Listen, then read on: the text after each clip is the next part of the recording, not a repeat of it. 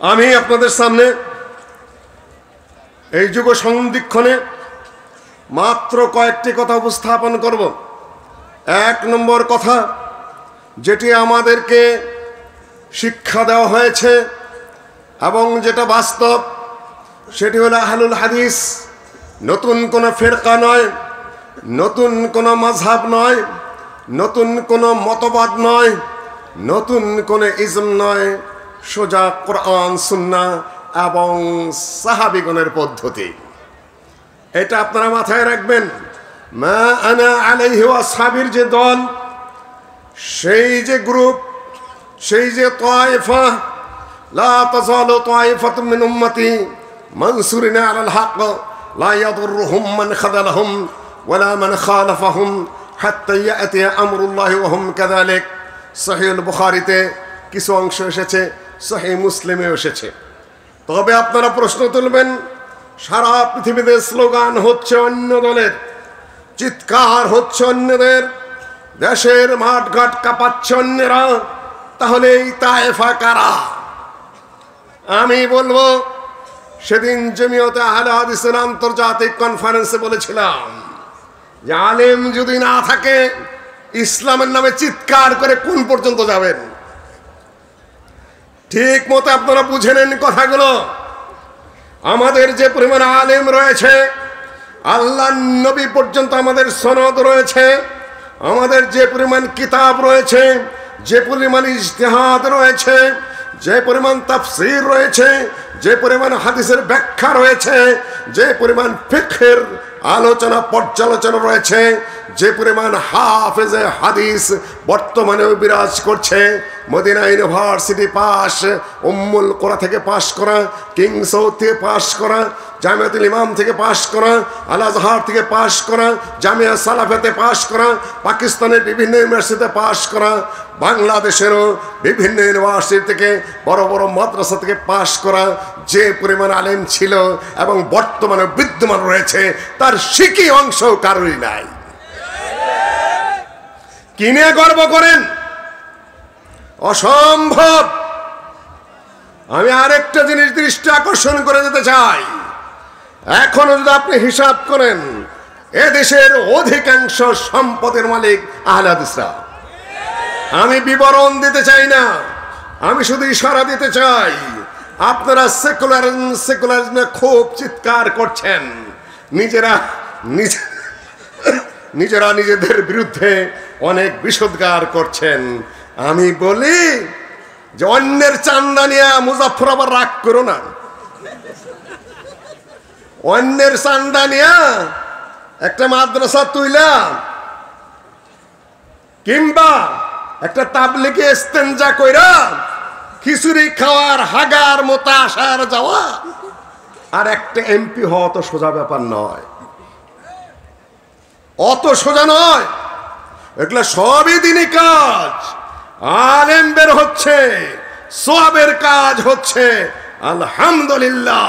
কিন্তু এর আগে আমি বহুবার বলেছি, ডক্টর মুসলিউদ্দিন একটা মূর্তি ভাঙতে পারেনি, ডক্টর মুজাফফর একটা মূর্তি ভাঙতে পারেনি, শেখ আব্দুর রাজ্জাক সামিয়ানা ফাটা বক্তব্য পৃথিবীর এই দেশের বহু জায়গায় দিয়েছে। কুল জাল হক ওয়া যাকাল বাতিল ইন্নাল বাতিলা কানা যাহুকা। আল্লাহর নবী টোকা দিতে থাকলেন, মূর্তি পরে পরে ভাঙতে থাকলো। কয়টা ভাঙতে পেরেছেন? ভাঙলো কে? ভেঙেছে কে মূর্তিগুলো বলেন? আল্লাহ নবী কত সালে ভেঙেছেন? 8ম হিজরিতে ভেঙেছেন। বিজয়ী বেশে, মাথায় হেলমেট পরে, বুকে বর্ম পরে যখন তরবারি নিয়ে মক্কা বিজয় করেছেন, কুরাইশদেরকে পরাজিত করেছেন, তখন কুল জাল হক ওয়া যাকাল বাতিল। আপনি কোথায় আর আমি কোথায়? সম্মানিত উপস্থিতি, পরিবেশের পরিবর্তন হয়, আল্লাহ করিয়ে দেন। কাজে এই সকল কথা খুব সাবধানেই বলতে হবে। যখন আমরা বিপদে পড়ে গেলাম, কত সালে? ডক্টর মুজাফফর, সন তারিখ বলে দাও। কোথায় ছিলেন? ইশারা দিয়ে যাই শুধু। কোন কোন জায়গায় কে কে পালিয়েছিলেন মহাযোদ্ধারা আমার জানা আছে। কোন কোন জায়গায় মহাযোদ্ধারা পালিয়েছিলেন, তা আমি জানি হাইকোর্টে আমি লড়েছি, সুপ্রিম কোর্টে আমি লড়েছি, থানায় আমি ঘুরেছি। আপনার মতো মহা বীরের হুজুররা ছিলেন কোথায়, কোন বাসায় পালিয়েছিলেন তা আমি জানি না। দোষ নয়, দোষ দিচ্ছি না আমি।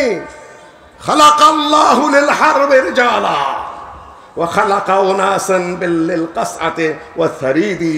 আল্লাহ যুদ্ধের জন্য, সাহসিকতার জন্য, সম্মান সব সংগ্রামের জন্য কিছু পুরুষ তৈরি করেন, আর কিছু পুরুষ তৈরি করেন শুধুমাত্র থালি চাটার জন্য। থালি চাটা দোষের নয়, কিন্তু কথা যেভাবে বলেন মনে তো হয় যেন দুনিয়ার বীর পুরুষ আপনারই কয়েকজনই, তাই না? খুঁজে তো পাওয়া যায় নাই সময় মতো। সম্মানিত উপস্থিতি, কাজে সেকুলার খুব আওয়াজ তুলেছেন। আজকে সেকুলার বলেন, কালকে সেকুলার বলে দাওয়াত খান। আজকে সেকুলার বলেন, কালকে সেকুলারের পকেটের পয়সা দিয়ে আপনার জমি জমা হয়। আজকে সেকুলার বলেন, যে সেকুলার আগেই বলেছি সব সেকুলার এক সেকুলার নয়, ওরা সেকুলারিজম বোঝেই না। আওয়ামী লীগের কোন নেতায় সেকুলারিজম বোঝে? বিএনপির কোন নেতায় সেকুলারিজম বোঝে? কুফুরি সেকুলারিজম কারে কয় সে জ্ঞানই নেই তাদের, আর আপনি আলতু ফালতু গালি দিয়ে যাচ্ছেন। একদিকে আমার বিরুদ্ধে অভিযোগ চালিয়ে দিয়েছেন, মহা অভিযোগ। আমি বলতে চাইনি এগুলা, ছেলেরা বলে স্যার অতিষ্ঠ করে ফেলেছে। দু একটা কথা বলতেই হবে। সেকুলার ডক্টর ইউনূস ইসলামী আন্দোলনের একজন খলিফাতুল মুসলিমিন নাকি? কি তুমি গেলা কেন ওখানে? তুমি কি মানুষকে পাগল পেয়েছ? তোমার চেয়ে ট্যালেন্টেড ছাত্রগুলোকে পড়ায়, যাওয়ার সাথে সাথে এখন ডিপার্টমেন্টের চেয়ারম্যান পড়ায় 3 জন আমার ছাত্র, ব্যাগ হাতে দাঁড়িয়ে থাকে রাস্তায়, স্যার আসতেছে। সম্মানিত উপস্থিতি, এগুলো আদব, এগুলো আখলাক, এগুলো হায়া, এগুলো শরম, এগুলো লজ্জা, এগুলো বাবার শেখাতে হয়, পরিবারের শেখাতে হয়। ইন্নামাল উমামু বিল আখলাকি ফাইনহুম যাহাবাত আখলাকুহুম যাহাবু। নিজেই চিৎকার করে তুমি বলা বলে করছো আমি হতে পারি রিক্সাওয়ালার পোলা, তাই বলে কি আমি প্রতিনিধি হতে পারি না? আমি তুমি রিক্সাওয়ালার পোলা এটা তো আমি বলি নাই। আমি বলেছি আলেমের ঘরের আলেম, নিজের পরিচয় নিজে তুলে ধরেছ। শুকরের রাখালের আদব আছে, কুকুর যারা বলে তাদের সম্মান বোধ আছে, লজ্জাবোধ আছে, সিনিয়রিটি জুনিয়রিটি জ্ঞান আছে, আদব আখলাক আছে, হায়া শরম আছে। কোথায় তোমাদের লজ্জা শরম আদব আখলাক? হায়া শরম কোথায়? সম্মানিত উপস্থিতি, জাতি গঠন ভাবে হয় না, তবে জাতি গঠিত হচ্ছে তা আমরা জানি। আমাদের চোখের আড়ালে সভ্যান গড়ে উঠছে, লেখাপড়া করে, উন্নত শিক্ষা নিয়ে, উন্নত আদব আখলাক নিয়ে বাংলাদেশ আহলের ছাত্র সমাজ গড়ে উঠছে। উন্নত আদব আখলাক নিয়ে, উন্নত শিক্ষা নিয়ে, উন্নত ধ্যান ধারণা নিয়ে সব কিছু নিয়ে তারা গড়ে উঠছে। মাদ্রাসার ছাত্রগুলাকে শুধু মাদ্রাসার শিক্ষাই দেওয়া হয় না, তাদেরকে অনেক কিছুই শিক্ষা দিয়ে তাদেরকে বানিয়ে তোলা হচ্ছে, গঠন করা হচ্ছে। এক সময় তারা পার্লামেন্টে প্রতিনিধিত্ব করবে, এক সময় তারা সিনেটে প্রতিনিধিত্ব করবে, এক সময় তারা জাতিসংঘে প্রতিনিধিত্ব করবে ইনশাআল্লাহ। তোমরা কি মনে করেছো তোমাদের দাবি যে ডক্টর আব্দুল বারী সাহেব ভাইস চ্যান্সেলর ছিলেন, তিনি সেকুলার? তোমাদের এই সকল কথা, ব্যাক্কেলের মতো কথা, নির্বোধের মতো কথা তিনি মাদ্রাসা নিয়ে কি বলেছেন শোনো, কান পেতে শোনো। আমি চেয়েছিলাম যে তোমাদের মধ্যে যাদের মধ্যে একটু প্রতিভা দেখি, তোমরা ভালোভাবে লেখাপড়া করো। তোমার সাথে আমার কয়েকবার বৈঠক হয়েছে, অনেকেই বলে বসেন না কেন, বহু কথা হয়েছে। আমি বলেছি তুমি পিএইচডি করো, আমি বলেছি তুমি মাস্টার্স কমপ্লিট করো, আমি বলেছি তুমি 10 বছর ডিগ্রি নাও, আরো উপরে উঠো। প্রকাশ্য ময়দান বলেছি বাপের পথে মাদ্রাসা তোমার বাবা এবং তোমার ভাইয়েরা চালাক, তুমি উপরে আসো। উন্নত শিক্ষার দরকার, আমাদের প্রতিভার দরকার। দেখেছেন আপনার ভিডিও, আমাকে বানিয়ে ফেলেছে শত্রুপক্ষ। ভালো পরামর্শ আমি কম দেই নেই তোমাকে জীবনে। সম্মানিত উপস্থিতি, কাজে আমি আমার অধিকার নিয়ে কথা বলছি। আহলে হাদিসের মধ্যে যে ছেলের মধ্যে সামান্য প্রতিভা দেখি তাকে আমি টেনে তোলার চেষ্টা করি আমার সাধ্য অনুযায়ী।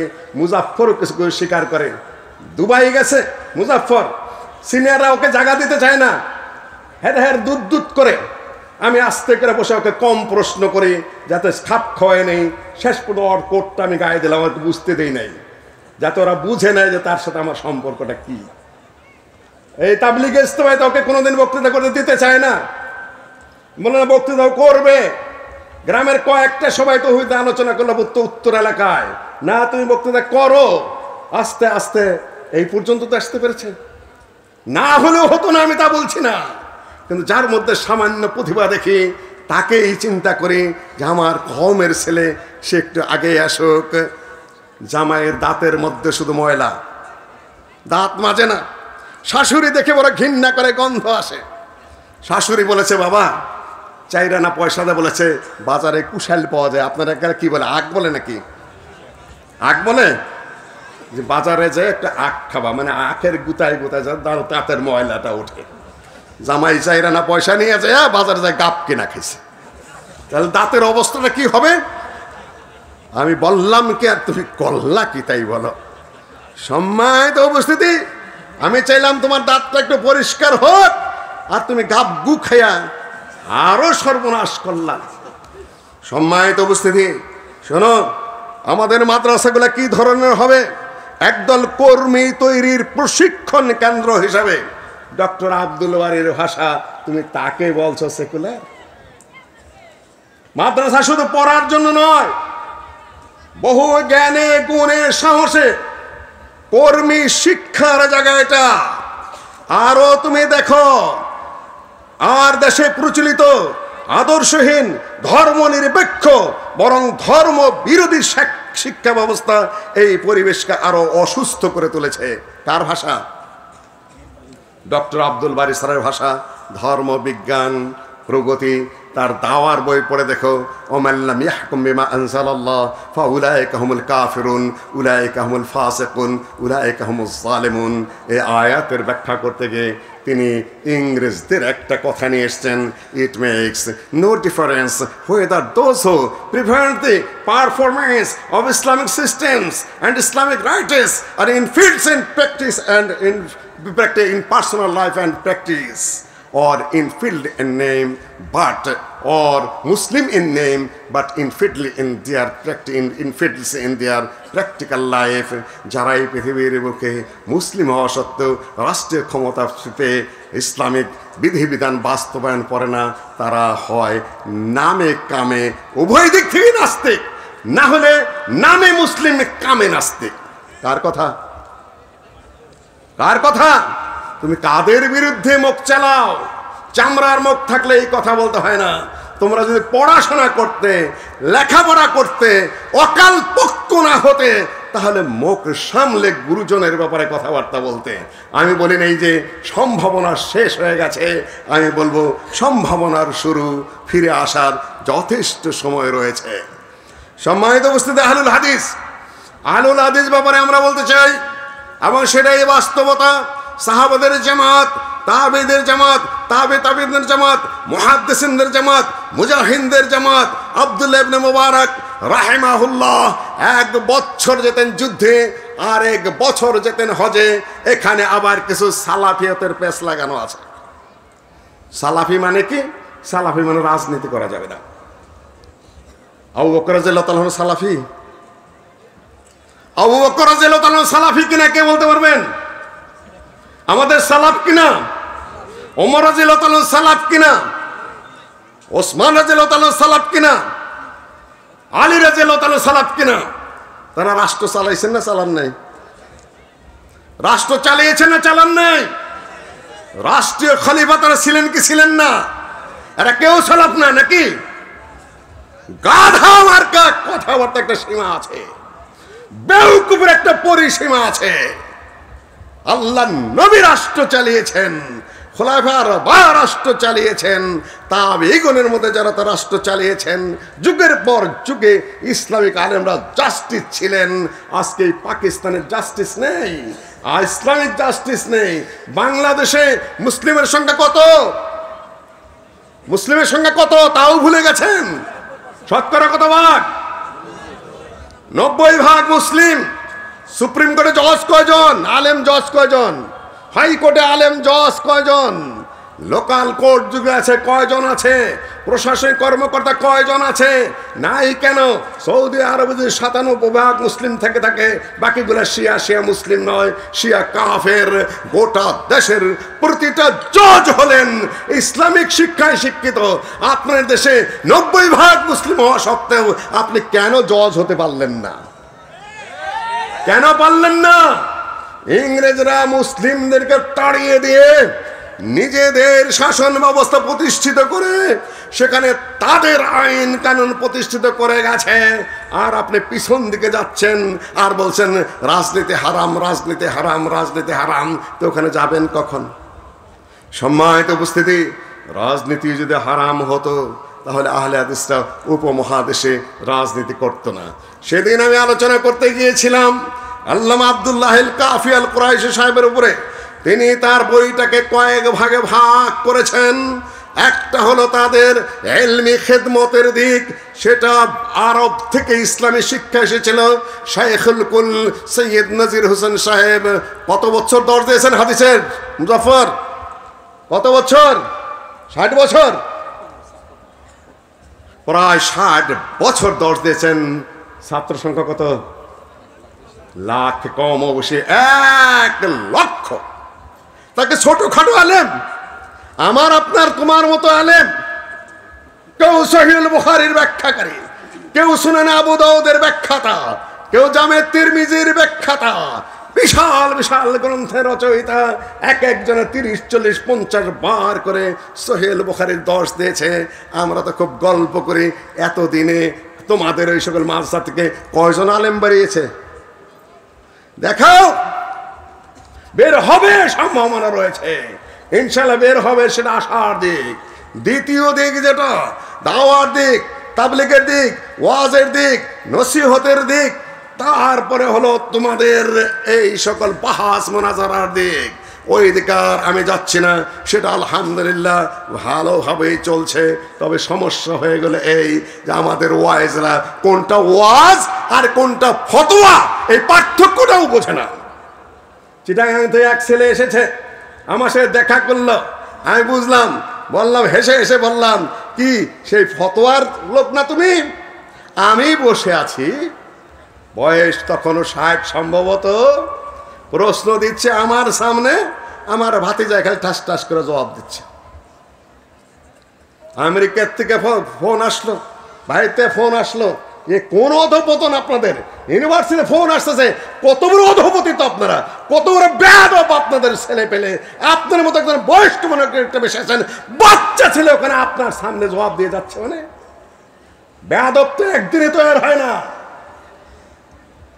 সময়ের প্রয়োজন আছে। শেখ বিন বাজের উপস্থিতিতে আল্লামা উসাইমিন ফতোয়া দেয় না। আমরা শেখ বিন বাজও না, আল্লামা উসাইমিনও না। তারপর আমাদের সিনিয়র জুনিয়র ডান বামে কে আছে আমরা লক্ষ্য করি। আজকে দেখতেছি যে খেসারি ওই সকল এক খান আধ খান, তারপর আরো কদু প্রশ্ন করছেন। হারাম এই সকল প্রশ্ন করা, হারাম এই সকল উত্তর দেওয়া। ফতোয়া মুফতিরা দেবে, যিনি জানেন তিনি প্রশ্ন উত্তর দেবেন। ওয়াজ মাহফিল আর ফতোয়া একাকার করে ফেলেছেন। 3 নম্বর ভাগ করেছেন। 3 নম্বর ভাগ হলো জেহাদি দিক এবং রাজনৈতিক দিক। বই ভরপুর। আল্লামা ডক্টর আব্দুল বারিও সেটা উল্লেখ করেছেন। তিনি ভাইস চ্যান্সেলর ছিলেন, গ্র্যান্ড কমিশনের চেয়ারম্যান ছিলেন বলেন ইসলামিক রাজনীতি থেকে তিনি মুখ ফিরিয়ে নিয়েছিলেন। এটা অত্যন্ত বাজে কথা। এই বই 1976 সালে লেখা। তিনি তার বক্তব্যে বলছেন, এখন আমাদের হাতে একটা সুযোগ এসেছে। কি সুযোগ এসেছে? ডক্টর মুজাফফর বলেছেন, আমি শানে নজরুল, শানে উরুদ সহ কথা বলার চেষ্টা করি। কোন প্রেক্ষাপটে ডক্টর আব্দুল বারী সাহেব কি বলেছেন, কোন প্রেক্ষাপটে আরো বলে যাই, সেদিন বলিনি। আহলে হাদিস আন্দোলনে কাফি সাহেবের অবদান, 2টা ভাষণের মধ্যে একটি বক্তব্যে 15 বার আর একটি বক্তব্যে 35 বার, মোট 50 বার তিনি আহলে হাদিস আন্দোলন বলেছেন। আন্দোলন মানে কি, কোন প্রেক্ষাপটে বলেছেন সেটা এখন বলার সুযোগ নাই। আমি ছাত্রদের, যুবকদের সেমিনারে বলবো। সম্মানিত উপস্থিতি, ৭৬ সালে এমন কি ঘটনা ঘটলো যে প্রফেসর ডক্টর আব্দুল বারী স্যার বললেন এখন একটা সুযোগ এসেছে, হয়তো এরপরে আর সুযোগ আসবে না, আসবে কিনা বলতে পারবো না। আর আসেনি। এখন একটা সুযোগের সৃষ্টি হয়েছে, একটা সুযোগের সৃষ্টি হয়েছে। ১৬ বছরের জগদ্দল পাথর। হয়তো বলতে পারে না আহলে হাদিসরা তো একটুই ছিল, আহলে হাদিসরা রাজনীতি করে না বলেই শান্তিতে ছিল। খালি যদি মাঠে একদিন নামতেন দেখতেন পিষে ফেলতো, কাউকেই ছাড় দিত না, দেওয়ার মতো নয়। এর আগের সরকার কি করেছে? আহলে হাদিসের উপর নির্যাতন গেছে কি যায় নাই? আমি বলেছিলাম বংশালে এইটা কেউ পছন্দ করে না, বিবি সাহেব পছন্দ করে না। আমি বলি আমার প্রেক্ষাপটে আমি আমার ভাব মতো উপস্থাপন করে ঘরের সমন্বয়ক আছে, কমনওয়েলথ সম্মেলনে গিয়ে এই পোশাক নিয়ে এসেছে, এই যেটা পরেছি এটা সুন্নত কিছুই না, এটা হলো ফ্যাশন। সম্মানিত আবার তাই বলে কালকে আবার ট্রোল করা শুরু করবে, বসে আছে চামচা চুমচা কয়েকজন বলে পালে 5 বছর আগে শুনেছি। এত ছোট মানুষটা মুখ খারাপ করতে চাইনি আমি, তবে বেয়াদবকে একটু স্তব্ধ করতেই হয়, ওরা সাহস পায় না। সম্মানিত উপস্থিতি, ঘরে সমন্বয়ক রয়েছে, এটা বলে এই প্রেক্ষাপটে 2 নম্বর কথায় ওই ডক্টর মুজাফফর হাটে হাড়ি ভেঙে দিয়েছে। প্রথম খুব রাগারাগি হয়েছে ঘরে এই নিয়ে যে উপদেশে সমন্বয়কদের গুরু বলা হয়, আবার উপদেশটাও। এটা বলে যেটা বলতে চাই সেটা হলো আমার সামনে কথা একটু সাবধানে বলতে হবে। এর আগের সরকারের আমলেও আমরা সুখে ছিলাম না। ডক্টর আসাদুল্লাহ আল গালেব, তারপর আব্দুস সামাদ সালাফি শেখ, তারপরে 45 থেকে 46 জন মানুষকে জেলে কে ঢুকিয়েছিল? কোন কথা জবাব চাই না, আমি শুধু খেয়াল করে দিতে চাই আমরা ক্ষমা করে দিতে পারি কিন্তু ভুলে যেতে পারি না। এই জন্য ওই সময় আমি বলি শানে নজরুল এইটা। তোমরা হয়তো বলবা যে আমি বোধহয় অহংকার করে কথা বলতে, না না, লক্ষ্য ওটা না, লক্ষ্য এইটাই, ডাইনেও আছে বামেও আছে, মাঝখান থেকে কথা বলছি। তুমি কথা বলতে মসজিদের সামনে একটু সাবধানে বলবা। খালি মাথায় টুপি দেখেন দাঁড়াই নাই, কি কারণে তারা জেলে গেল, কি কারণে আহলে হাদিসের বইগুলো পুড়ে ফেলতে হলো, কি কারণে সারা দেশে আমিন রফল এদেন বন্ধ হয়ে গেল, কারা করেছিল? সামনে খুব সুখকর কিছু আমি লক্ষ্য করছি না। তবে এখন সুযোগটা কিসের সৃষ্টি হয়েছে? সুযোগ সৃষ্টি হয়েছে কথা বলা। আমরা কথা বলতে পারছি, আমরা দৃষ্টি আকর্ষণ করতে পারছি, কিন্তু জেলাও সেই কদু, ওগুলো আমরা স্পষ্টভাবে বুঝি। আমাদের সংগ্রাম করেই যেতে হবে, আমাদের আন্দোলন করেই যেতে হবে, আমাদের দাবি জানিয়ে যেতে হবে, আমাদের সুসংগঠিত হতেই হবে, আমাদের ঐক্যবদ্ধ হতেই হবে, আমাদের শক্তিমত্তা প্রদর্শন করতেই হবে। বসে থাকার কোনো উপায় আমাদের নেই। যেটা প্রথম দিকে আমরা যেটা সম্মেলন করার একটা প্রস্তুতি নিয়েছি সেটা হলো 10 লক্ষ লোক যদি হয় কমপক্ষে, ওইটা আমরা একটু করার চেষ্টা করব। ডক্টর মুজাফফর আমার কানে কানে আগে দিয়েছিল, আমি ওটাকে ভালোভাবে গ্রহণ করেছি, জমিয়তের কানে তার পড়ে গেছে। এখন একটি আয়োজন করতে হবে, কোনো সরকার পতনের জন্য নয়, কোনো সে ক্ষমতাও নেই আমাদের, তবে আমাদের উপস্থিতিটা এখনো পর্যন্ত আমাদেরকে রাজনৈতিকভাবে ধর্মীয়ভাবে কোনো দিক থেকেই কাউন্ট করা হচ্ছে না। আপনারা জানেন কিনা সেটা বুঝতে পারছেন? আপনারা এখনো মনে করছেন যে 10-20 হাজার মানুষ একত্রিত করে স্লোগান দিয়ে মনে করছেন যে তারাই ক্ষমতায় চলে যাবেন। কেউ কেউ মনে করছেন বিশ্ববিদ্যালয়ের 2-4টি পোস্ট পজিশন আমরা নিয়েছি, 2-4টা চেয়ারম্যান, 2-4টা প্রতিষ্ঠানের ক্ষমতা আমরা নিয়েছি, 2-4টা ইমাম চেঞ্জ করেছি। দেশ তো আমাদেরই, দেশ তাদের না আপনাদের। তাদের ভোটের মাঠে আসলে কোথায় আসতে হবে? কোথায় আসতে হবে? 4 কোটি আহলে হাদিসের কাছে আসতে হবে। এই মাঠে 2 আঙ্গুল তুলে পরিষ্কার করে বলে দিচ্ছি, যারা আহলে হাদিসের একটা মানুষের গায়ে হাত দিয়েছে, ক্ষমা চাওয়ার আগ পর্যন্ত, সমঝোতায় আসার আগ পর্যন্ত, মাথা নত করার আগ পর্যন্ত একটি ভোট আহলে হাদিস কাউকে দেবে না। আমি আবার বলে দিচ্ছি, সারা দেশে ঘোষণা দিয়ে দিচ্ছি, এক ফটক কারো কোথাও যাবে না। কেউ বেঈমানি করবেন না, কওমের সাথে বেঈমানি করবেন না, কওমের সাথে বেঈমানি করবেন না, ফাঁক দিয়ে গিয়ে অন্যের সাথে হাত মিলাবেন না। সেদিন একটা বড় কটু কথা বলেছি, আমরা মাথা কোথায় বিক্রি করে রেখেছি? প্রফেসর প্রফেসরনি, মাস্টার মাস্টারনি, শিক্ষক শিক্ষয়িত্রী ইত্যাদি ইত্যাদি যারা আছে, তারা জমিয়ত আহলে হাদিস সহ আহলে হাদিসের মঞ্চের আগে আগে বসে, কিন্তু মাথাটা কোথায়? মাথা ব্রেন বর্গা দিয়ে আসছে আরেক জায়গায়। কথা বড় কঠিন কিন্তু বাস্তব সত্য। আমাদের ছেলেরা কোথায়? সব অন্য দলে, অন্য পার্টিতে। তাও আমি জানি সব না হলেও বিরাট একটা সংখ্যক আহলে হাদিস দাবি করছেন। আপনার মাথা বর্গা দেওয়া অন্য জায়গায়, আপনার ছেলেপেলারা কোন অন্য পার্টি, অন্য দল, আর এখানে যে চেহারা দেখান, তারপরে আপনি কালচারে চলে যান, আপনাকে দেওয়া হবে ঘোড়ার ডিম, কিছুই হবে না।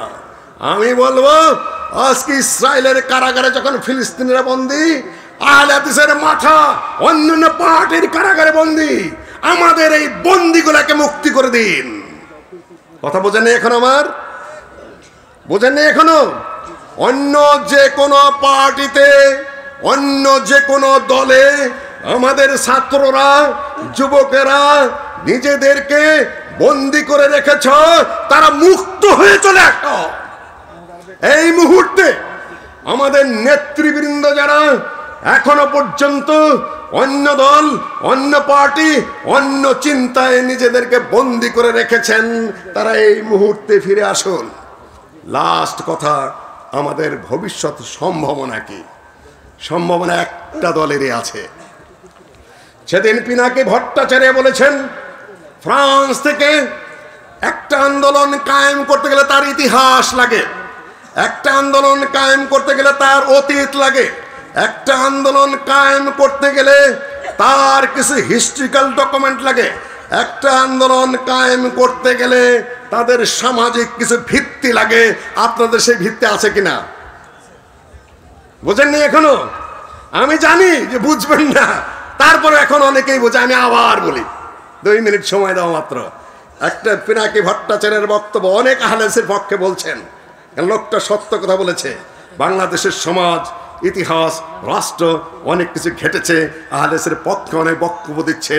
একটা সামাজিক আন্দোলনের জন্য তাদের ইতিহাস লাগে, তাদের ঐতিহ্য লাগে, তাদের রক্ত দেওয়া লাগে, তাদের সোশিয়াল কিছু ভিত্তি থাকতে হয়, শিক্ষাগত যোগ্যতা থাকতে হয়। তা কার আছে বলেন? কে বলতে পারবেন? কে বলতে পারবেন? ইংরেজদের বিরুদ্ধে যুদ্ধ কে করেছে? সম্পদ বাজেয়াপ্ত কাদের হয়েছে? ফাঁসির কাস্টে কাদেরকে ঝুলানো হয়েছে? আন্দামান দ্বীপপুঞ্জে কাদেরকে পাঠানো হয়েছে? আপনারা কিছুই খেয়াল করতে পারতেছেন না।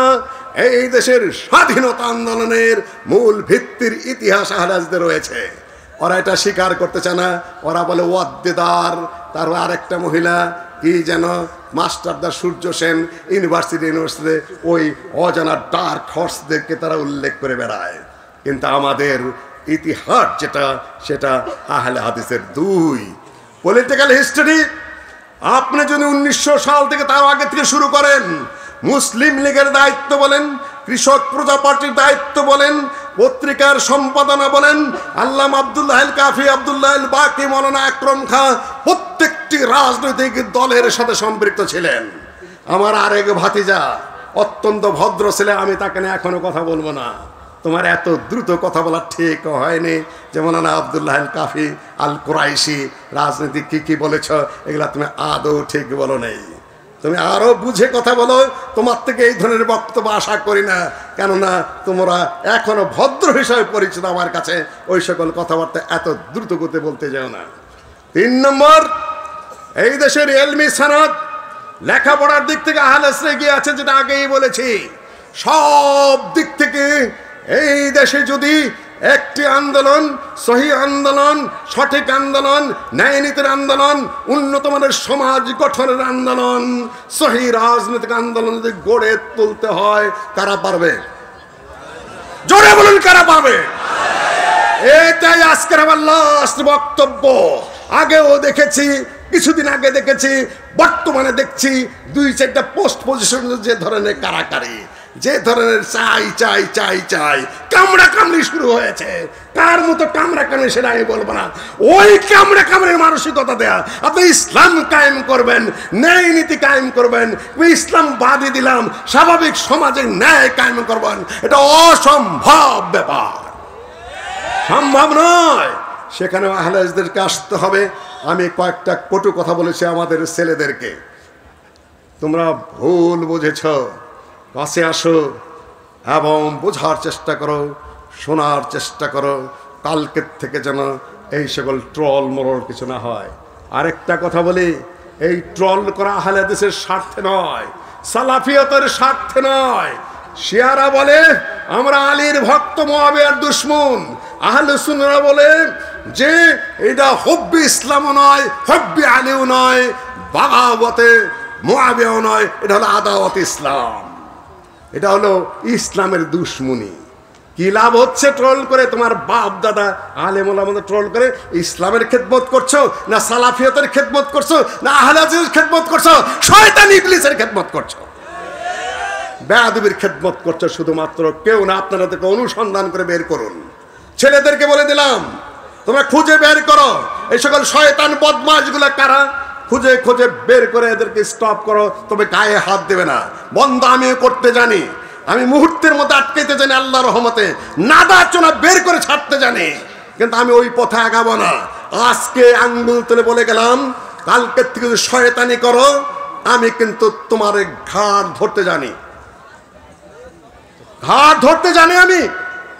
আমি শুধু সহ্য করে যাচ্ছি। বেয়াদবি বদমাইশি বন্ধ করো সবাই, দিনের জন্য কাজ করো, সালাফিয়তের জন্য কাজ করো, আদবের জন্য কাজ করো, উন্নত চরিত্রের জন্য কাজ করো, জাতি গঠনের জন্য কাজ করো। ইনশাআল্লাহ আমাদের সবাইকে আল্লাহ রহম করবেন। সামনের বাংলাদেশ ইনশাআল্লাহ সুসংগঠিতভাবে আহলে হাদিসের হাতে এই দেশে ইসলামের পূর্ণাঙ্গ প্রতিষ্ঠা করবে। যেরকম ঘটেছিল সৌদি আরবে ইমাম মুহাম্মদ বিন আব্দুল ওয়াহাবের নেতৃত্বে, এখন যেরকম সিরিয়ায় চলে এসেছে, এখানেও সেটা অসম্ভব নয়, এবং সেজন্য আমাদের প্রস্তুতি নিতে হবে। এতটুকু বলে আজকে আমার বক্তব্য এখানে শেষ করছি। আসসালামু আলাইকুম ওয়া রাহমাতুল্লাহি ওয়া বারাকাতুহু।